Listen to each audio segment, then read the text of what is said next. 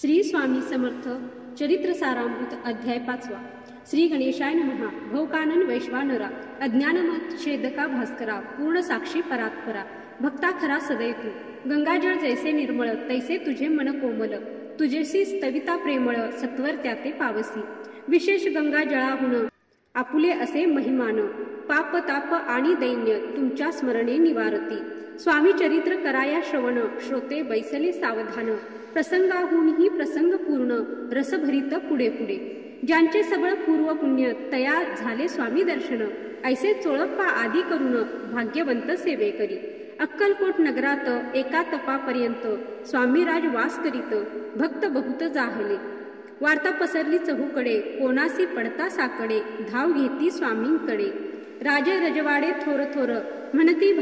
म्हणती भोसल्यांचे भाग्य परम स्वामी रत्न लाभले उत्तम नृपतीही भक्त निस्सीम स्वामी चरणी चित्त त्यांचे तेव्हा कित्येक नृपती स्वामी दर्शन घेऊ इच्छिती आणि आपुल्या नगराप्रती आणू म्हणती तयांसी बडोद्या माझी त्या ओसरी मल्हारराव राज्याधिकारी एकदा तयांचे अंतरी विचार ऐसा पातला अक्कलकोटाहुनी स्वामींसी आनावे आपुल्या नगरासी मग कोणे एके दिवशी सभे माझी बैसले दिवाण आणि सरदार मानकरी तैसे थोर थोर बैसले असता समग्र बोले नृपवर तयाप्रती कोणी जाऊनी अक्कलकोटासी येथे आणील स्वामींसी तरी आम्ही तयासी इनाम देऊ बहुत त्याचा राखू सन्मान लागेल तितके देऊ धन ही वटपुरी वैकुंठ भवन वसता स्वामी होईल कार्य जाणूनी कठीण कोणी न बोलती वचन कोणा एका लागून गोष्ट मान्य करवेना तेव्हा तात्यासाहेब सरदार होता योग्य आणि चतुर तो बोलता झाला उत्तर नृपा लागी परियेसा आपुली जरी इच्छा ऐसी स्वामी ते आणावे वटपुरीसी तरी मी आणीन तयांसी निश्चय मानसी असो द्या ऐसे ऐकोनी उत्तर संतोषला तो नृपवर तैसी सभा ही समग्र आनंदित जाहली संजीवनी विद्या साधण्याकरिता शुक्राजवळी कच जाता दैवी सन्मानीला होता बहुत आनंदे करोनी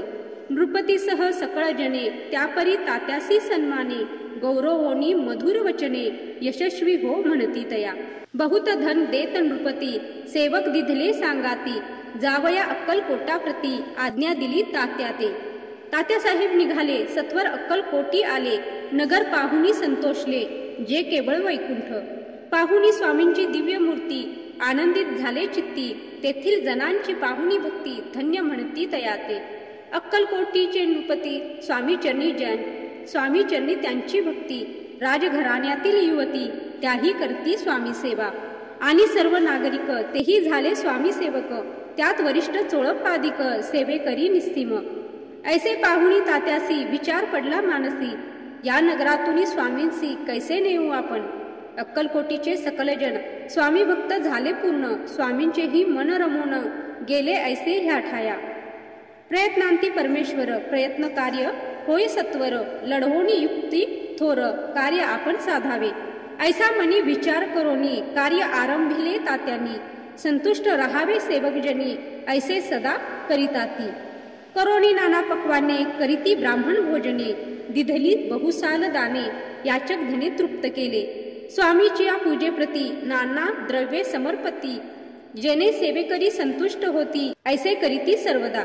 प्रसन्न भावे भक्तवत्सले कार्य साधावे आपुले म्हणून नाना उपाय केले द्रव्य वेचिले तात्यांनी ऐशी आणि काही न झाले केले तितुके व्यर्थ गेले तात्या मनी खिन्न झाले विचार पडला तयासी मग लढविली एक युक्ती एकांती गाठुनी चोळप्पाप्रती त्याज लागी विनंती करीती बुद्धिवाद सांगती त्या जरी तुम्ही समर्थांसी घेऊन याल बडोद्यासी मग मल्हारराव आदरेसी इनाम देतील तुम्हा ते मान राहील दरबारी आणि देतील जहागिरी ऐसे नाना प्रकारी चोळप्पाते सांगितले द्रव्येन सर्व वशहा चोळप्पासी लागली आशा तयाच्या अंतरी भरवसा जहागिरीचा बहुसाल मग कोणे एके दिवशी करीत असता स्वामी सेवेसी यतिराज तया समयासी आनंद वृत्ती बैसले चोळप्पाने कर जोडोनी विनंती केली मधुर वचनी कृपाळू होऊनी समर्थानी बडोद्या प्रती चलावे त्याने माझे कल्याण मिळेल मला बहुत धन आपुलाही योग्य सन्मान तेथे जाता होईल ऐसे ऐकून या वचन समर्थांनी हास्य करून उत्तर चोळप्पा लागून काय दिले सत्वर. राव मल्हार नृपती त्याच्या अंतरी नाही भक्ती, मग आम्ही बडोद्या प्रती काय म्हणून चलावे. पुढील अध्यायी सुंदर कथा पावन होय श्रोता वक्ता, श्री स्वामी राज वदविता निमित्त विष्णुदास असे. इति श्री स्वामी चरित्र सारामृत नाना प्राकृत कथा संमत, सदा ऐकत भाविक भक्त पंचमोध्याय गोढा. श्री स्वामी चरणार्पणमस्तु. श्रीमस्तु शुभम भवतु. जय श्री स्वामी समर्थ.